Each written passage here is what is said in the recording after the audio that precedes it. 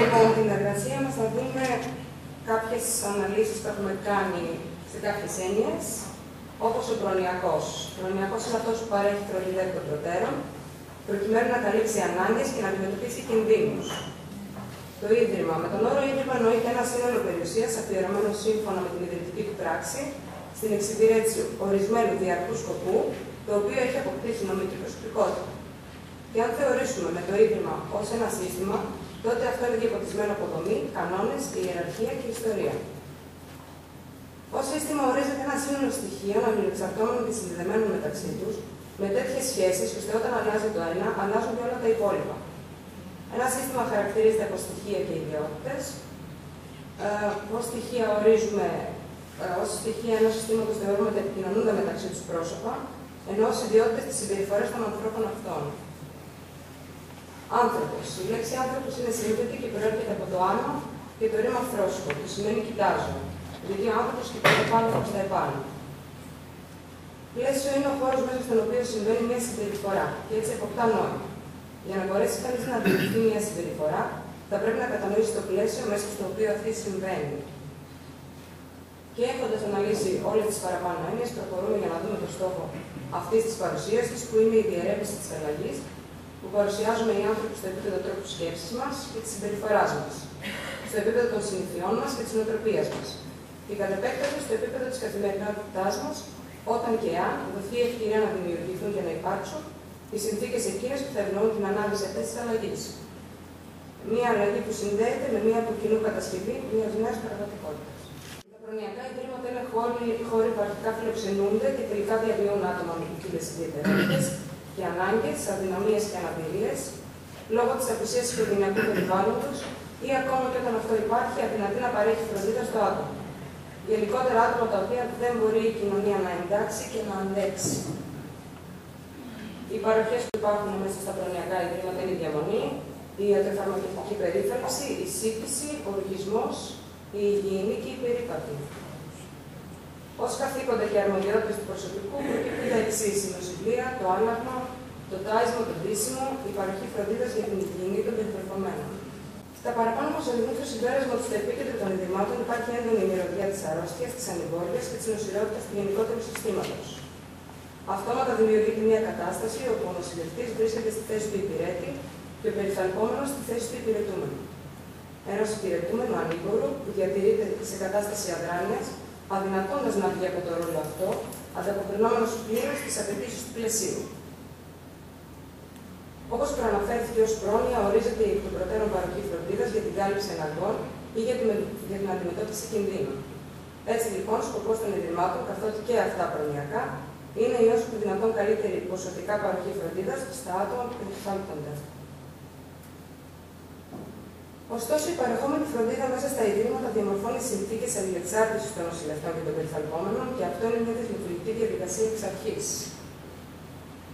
Ο νοσηλευτής στην προσπάθειά του να είναι προνοιακός και να ανταποκρίνεται στο σκοπό του ιδρύματος υπερλειτουργεί, ώστε να παρέχει φροντίδα και να καλύπτει ανάγκες των προτέρων, λειτουργεί ως μηχανή, υποκαθιστώντας πολλές φορές τον περιθαλπόμενο και διαιωνίζοντας την ανηβόλεια και την ανικανότητά του, μηδενίζοντας τις πιθανότητες για την αναγνώριση των πραγματικών του δυνατοτήτων, μειώνοντας έτσι τις πιθανότητες για αυτονομία, εξέλιξη και αλλαγή.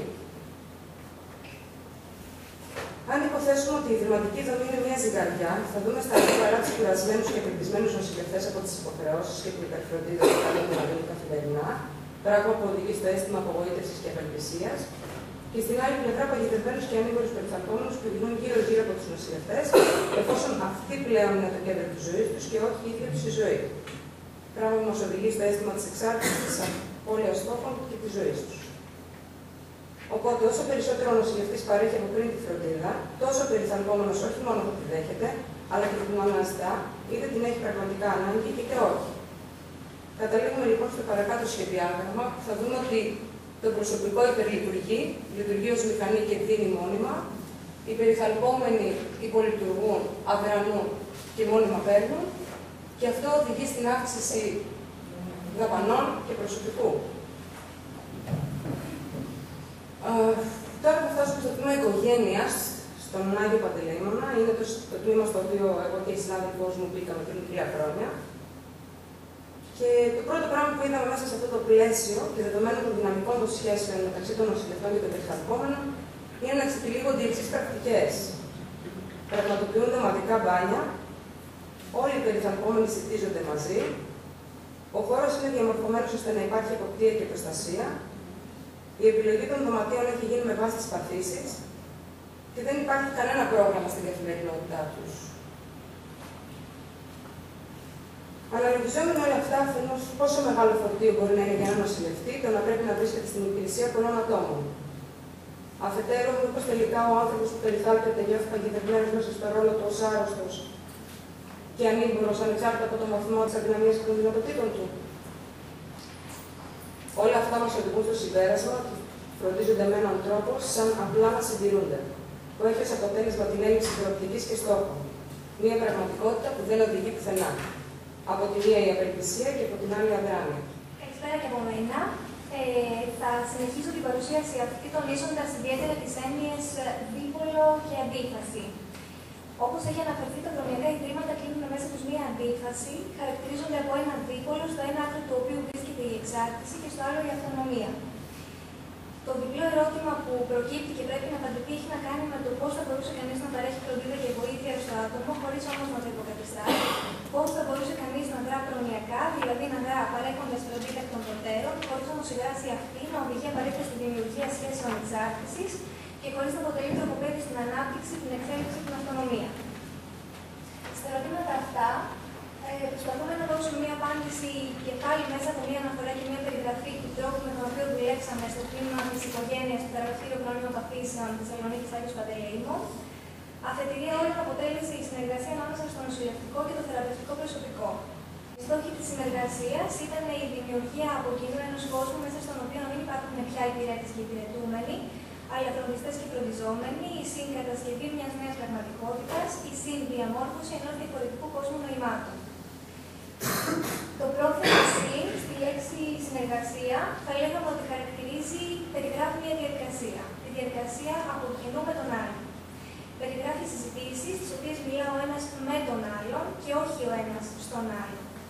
Η έμφαση δόθηκε όχι στο να υπάρξουν αλλαγές, αλλά στο άνοιγμα ενός χώρου για συζήτηση.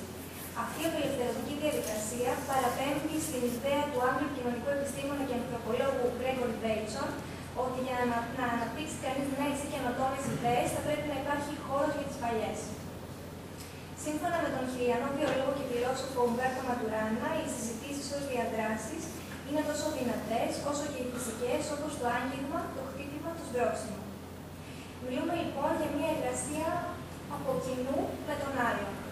Μια εργασία που χαρακτηρίζεται από συζήτηση και διάλογο. Οι νοσηλευτές και θεραπευτές επικοινωνούν, ανταλλάσσοντας απόψεις, εκφράζοντας συναισθήματα και δυνατότητες μέσα σε ένα πλαίσιο ελευθερίας, αναζητώντας, διερευνώντας και κατανοώντας από κοινού τα προβλήματα, διασταυρώνοντας σκέψεις και ιδέες, παίρνοντας αποφάσεις από κοινού, συνυπάρχοντας σε μια αμοιβαία αποδοχή. Μέσα από τη συνεργασία και όσο αυτή εξελιζόταν, οδηγηθήκαμε σταδιακά στην ανάπτυξη και την κατασκευή νέων πραγματικότητων, νέων αφηγήσεων, νέων νοημάτων.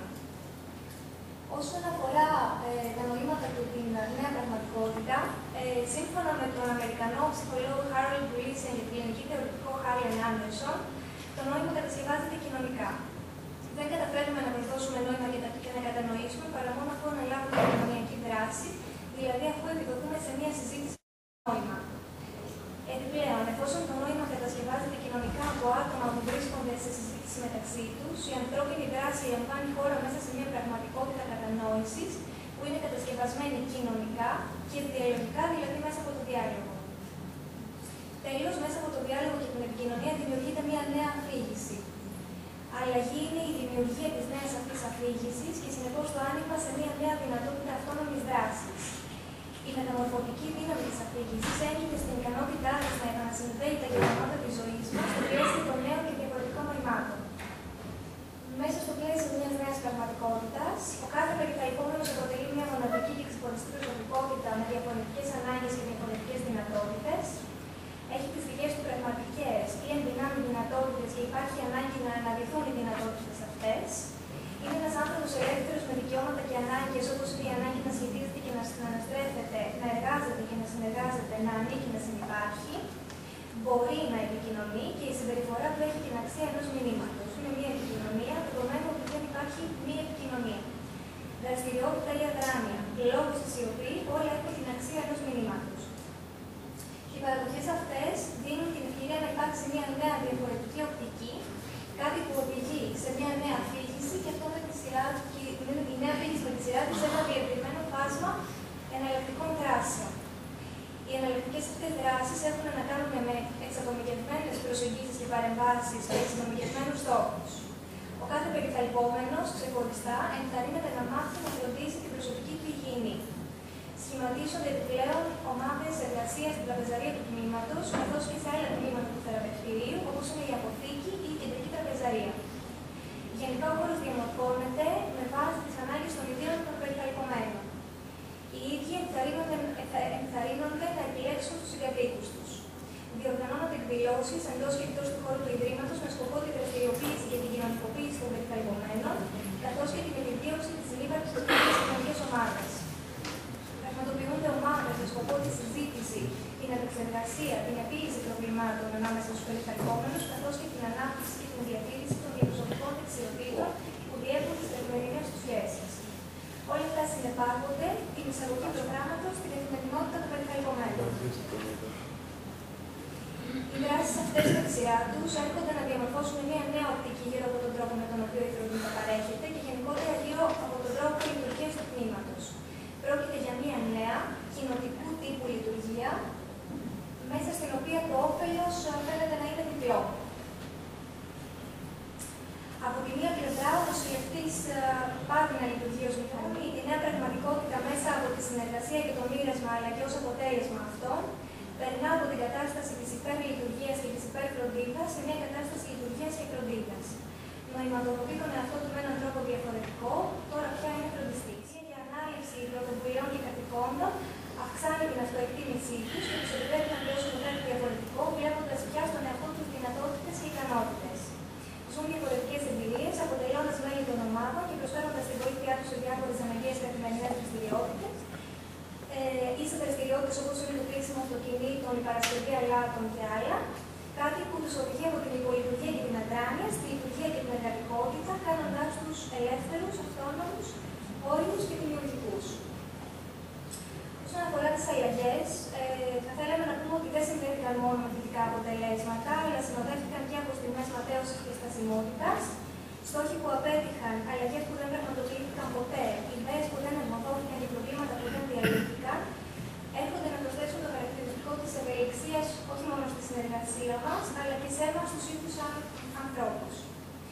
Όσον αφορά τα θετικά αποτελέσματα, παρατηρούνται αλλαγές στα επίπεδα της αυτονόμησης. Ένα μεγάλο ποσοστό των ατόμων θεωρούν πια την φροντίδα της προσωπικής υγείας από την καθημερινή τους υπόθεση. Αυτό, όπως είναι αναμενόμενο, οδηγεί σε σημαντική μείωση της καθημερινής κόπωσης και εξάντλησης του προσωπικού, καθώς επίσης και σε μείωση της ανάγκης για νέο προσωπικό φροντίδας. Και τέλος, παρατηρείται αλλαγές στα επίπεδα της κοινωνικότητας, αύξηση και βελτίωση των κοινωνικών και διαπροσωπικών δεξιοτήτων. Η προσωπική ανάπτυξη είναι κάτι που αντικατοπτρίζεται στην ανάπτυξη των σχέσεων μεταξύ τους, στην αλλαγή της ποιότητας των ήδη υπάρχουσων σχέσεων, αλλά και στην ποιότητα της επικοινωνίας μεταξύ τους.